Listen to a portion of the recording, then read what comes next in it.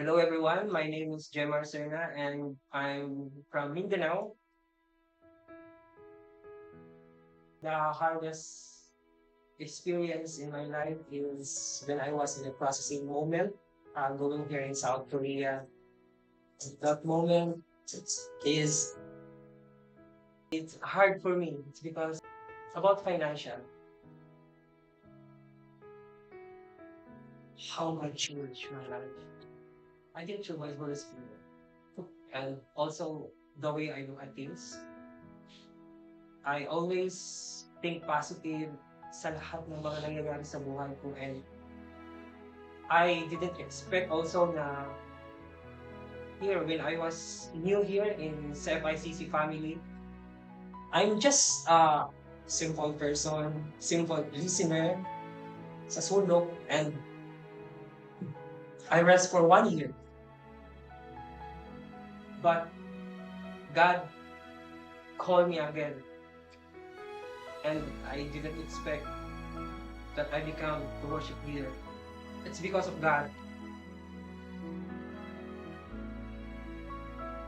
Everything.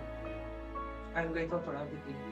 The love that I received, my job, the support of my family, the support of CFICC family, and the presence of God in my life.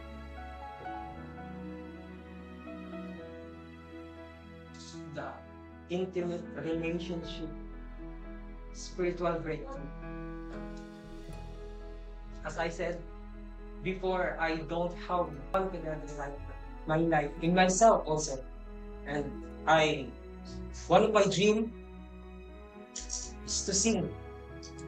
And I didn't expect that kakanta ako para sa presence ng Panginoon, sa pagpupuri ng Panginoon. And I think my greatest or breakthrough that I want to experience in my life also is the intimate relationship with God. Declaring breakthrough over my spiritual life. When I left my family, sometime na we're about to get through the divorcement, there's a lot of conflict sa pamilya, finance. Yung time na yun, I quit my job. As a man, you're supposed to be a great provider. At the same time, you have to be the man of the house. Na ikaw dapat nag-support sa pamilya mo. Separating in whatever reasons, I think that's the hardest part. Without even understanding why it's happening, I think that's like more of like an inner battle. So it affects everything, especially in my relationship with my husband. And now that when I started having a relationship with the Lord, then have the understanding what it really means, what separation really means, and why are we feeling this feeling that we have inside. It's feeling of death, right? It's not really um, not only a physical death, but feeling of spiritual death inside. I think that was the hardest part because you experience a lot of darkness in your life that you couldn't understand. So I think that's really the hardest part for me. Which now having God in my life, having Jesus Christ, gave me so much clarity and understanding, and the vision becomes clearer. Understanding of who I am and who I am as a child of God and as a wife, as a mom, as a child of my biological parents.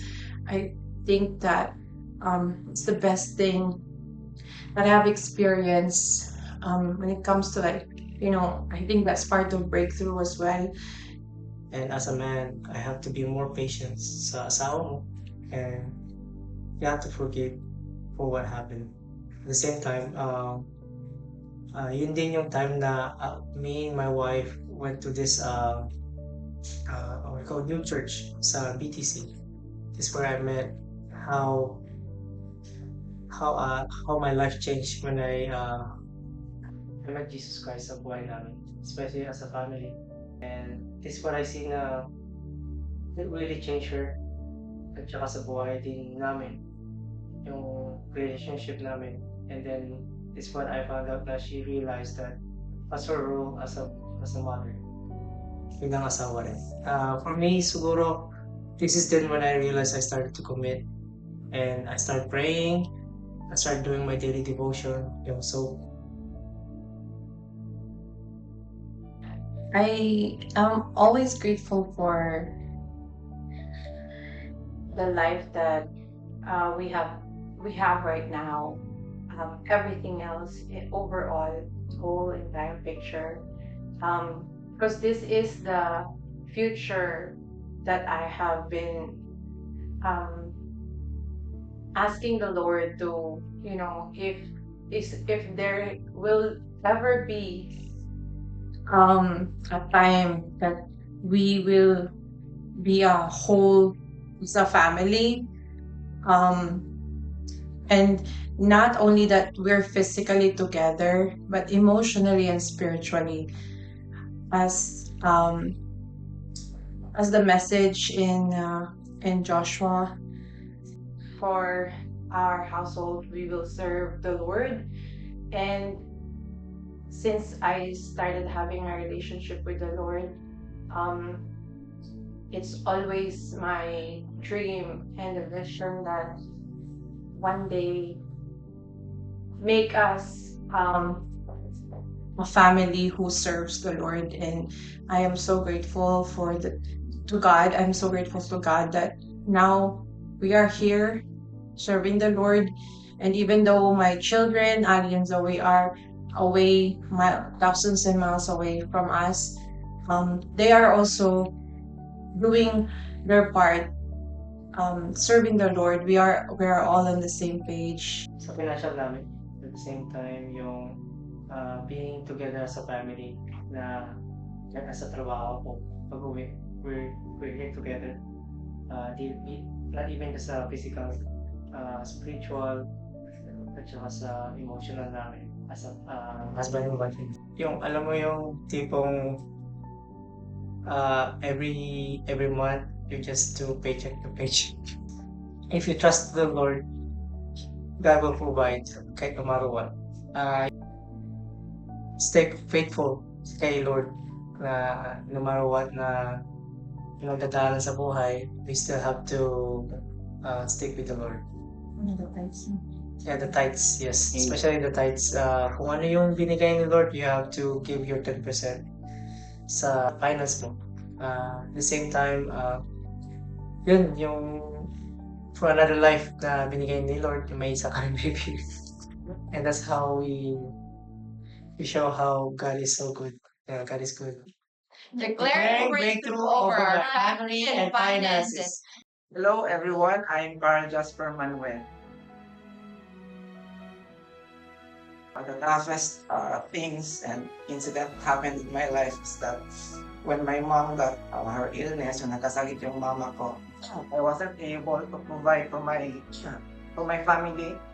Feel ko na wala akong, when a son, a heart ng isang anak kasi kapag hindi ka nakatulong sa pamilya mo, lalo na sa hospitalization, mag-feel ng isang anak kasi na ang pain na although you are eager to help, but wala talaga akong makukuha, wala akong savings that time.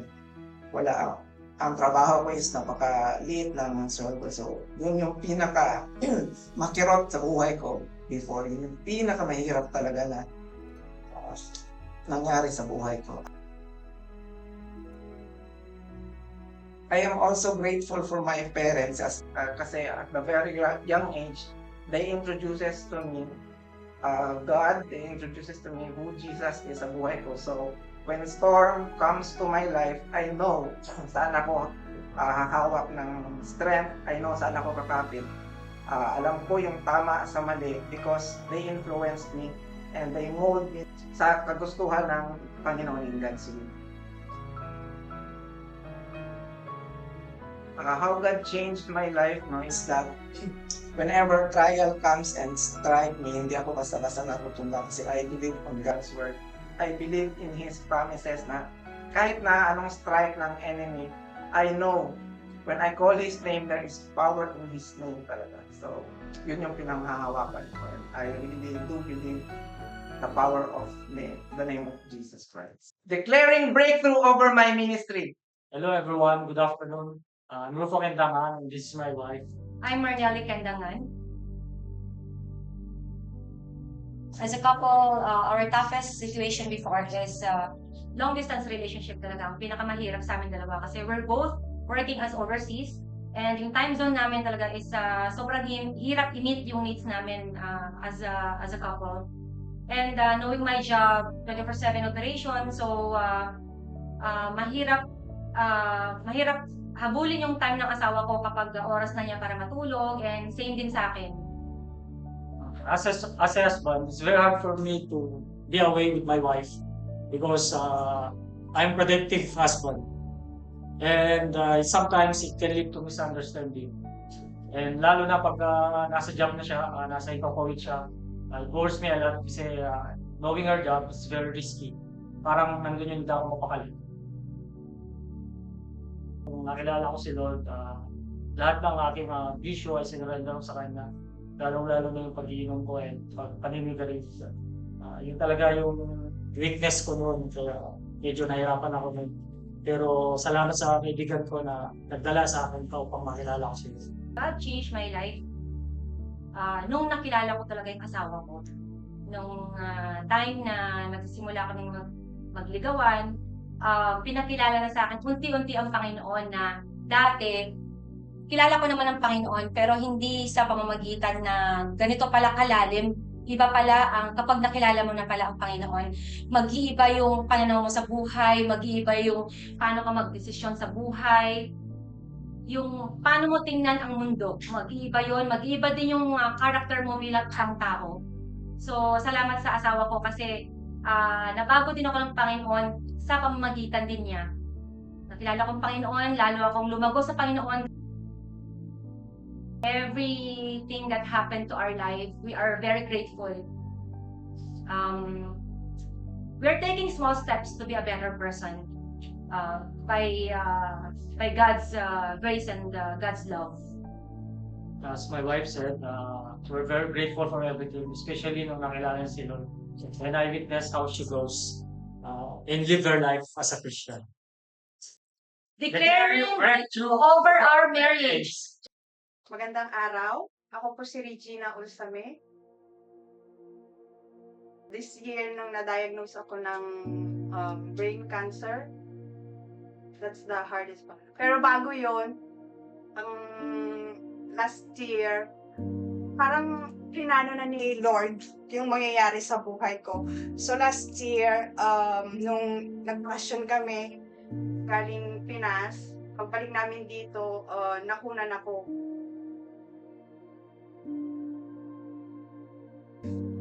Mas lalo niya akong pinalakas, mas lalo niya akong nilapit sa kanya. Parang, Regina, kailangan mo ako ngayon.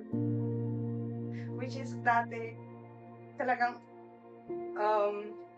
medyo napapalayo na ako sa Panginoon. Parang, ito yung way niya na, anak, lumapit ka sa akin. Yun.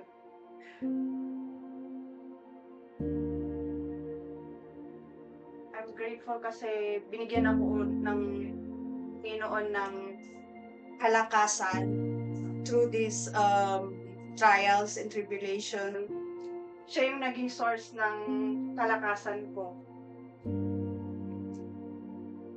I cannot stand without Him. Sobra yung pinaranas niya sa aking pagmamahal. Yung peace na hindi mabibigay ng mundong ito.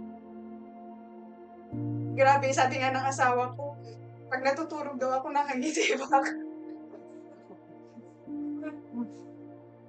Pero yung kahit na matutulog ka, alam mo yung peace na meron ka.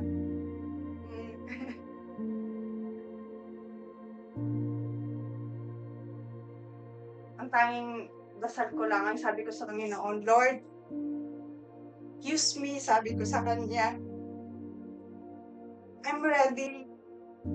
I'll be your living testimony, oh Lord. Sabi ko sa kanya, pagalingin mo lang ako, Panginoon. Gamitin mo ang aking kamay, ang aking bibig. Ito ay para sa iyo lamang, sabi ko sa kanya. And last month is my last chemo, November. Yun. Nung MRI, sabi ng doktor sa amin, he cannot even explain also kung bakit wala daw. Nandun pa rin yung tumor, pero hindi siya parang stagnant. Hindi siya lumalaki, hindi siya lumiliit. Parang ganun lang siya. Walang pagbabago. Hindi naman siya kumalat. Or ano yun. Sabi ko, this is it, Lord, thank you. Sabi ko na lang, hindi na ako nagtanong pa. Kasi ito na hindi niya ma-explain. That's the miracle of the Lord. Kaya sabi ko, Lord, thank you. Thank you so much. Habang nasakan kami, iyak ako na iyak.